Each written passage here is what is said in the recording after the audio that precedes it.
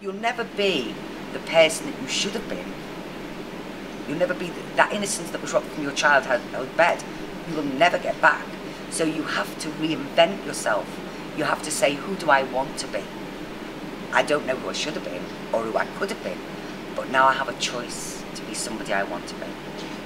I was interviewing somebody a couple of years ago, so what they found most difficult is they had the abuser and the abuse, and it was almost like using the definite article of these two. And they had this father who was the abuser, that's one memory, but the conflicting memory was also this great person, this bastion of the community, yes. And it was almost like they had a split personality problem with these two people. Also, what I found with a lot of, I mean, with me it was different because my abuser was a bad person per se, and he was just nasty. To my mother, a lot of domestic violence, a lot of fear, a lot of psychological games. Anybody that's read my book knows that at 5 years of age I was locked in a cell because he took me to a police station to lied about me. There was lots of things like that, so he was bad. But I work with people who absolutely adore their daddies and they love their dad and they're adults, and he abused them. And they can't separate the abuser and their dad, and it's like they have to split that up and say, well, he was drinking, he couldn't help it, but that abuse is still hurting me. But I still go around for Sunday dinner and take my children, but I just don't leave them alone with him.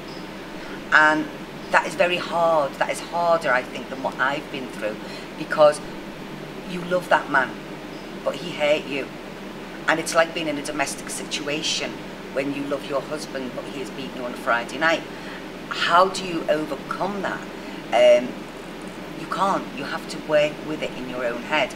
You have to say, this is the abuse, this is the abuser, this is me. How am I going to stop myself from feeling the way I'm feeling? There's a lot of psychotherapists and a lot of psychiatrists that you could have therapy for years and still feel no different at the end of it. You need to have people out there working within that sector who have that experience of being abused and of surviving that abuse, so that they can connect with you on a totally different level. Is there another book in you? Oh, there's another 3. I'm actually, I can't actually get Afraid No More out yet because the sales of this book is still so strong. But the sequel to my first book, Afraid, is Afraid No More. I'm also doing a book about my spirituality because I'm a medium. And also I work as a support worker for an agency. And I work with dysfunctional families, so my spirituality actually helps me to help them. So my 3rd book will be The Crooked Halo, and then there will be a poetry book after that, because in my book, most people who have read my book, they like to phone me about my poems. I have 2 poems in my book, one at the front and one at the back. The one at the front I started writing when I was about 11, and I finished it when I was 30, and it's basically a story of healing, and that impacts mostly on most. Okay, as I was saying, my last book's going to be a poetry book, and that will be my final book. You know, because I'm 50 now, and by the time I get to that stage, I'll probably be 65. But here we go.